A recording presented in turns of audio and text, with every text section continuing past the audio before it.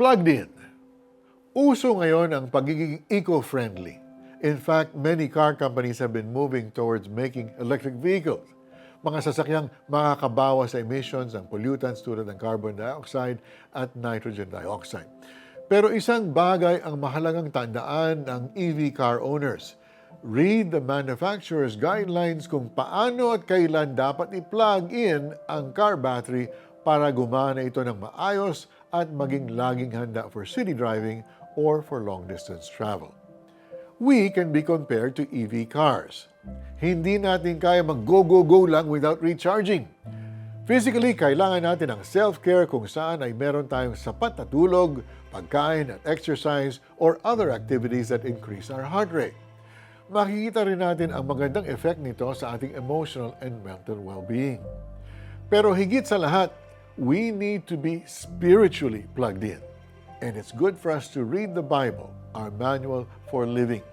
Sinabi ni Jesus, manatili kayo sa akin at mananatili din ako sa inyo. Hindi magbubunga ang sangang hindi nananatili sa puno. Gayon din naman, hindi kayo magbubunga kung hindi kayo mananatili sa akin. Hindi kailangan malobat bago pa tayo mag-plug in dahil ang salitang manatili ay katumbas ng patuloy at walang tigil. Ikalawa, kung naka-plug in tayo sa Panginoon, we will have staying power dahil sa main power line ng dakilang kapangyarihan nanggagaling ang lakas na tinatanggap natin. Higit pa sa 300 kilometers ng EV battery life or driving to Sagada or to Mayon Volcano from Manila ang makakaya nating takbuhin. Ikatlo, may benefit ang plugging in to Jesus. We can gain love, joy, peace, patience, kindness, goodness, faithfulness, gentleness, and self-control, ang fruit of the Spirit na mabisang panlaban sa ating worldly desires and negative behaviors. Tiyak na unti-unting mababawasan ang ating polluted and toxic attitudes. Fully charged ka na ba? Let's go! Manalangin po tayo.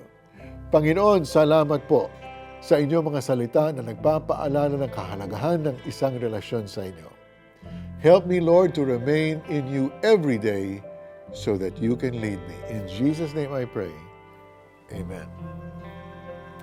Think of an instance when you needed to recharge. Paano mo ito ginawa?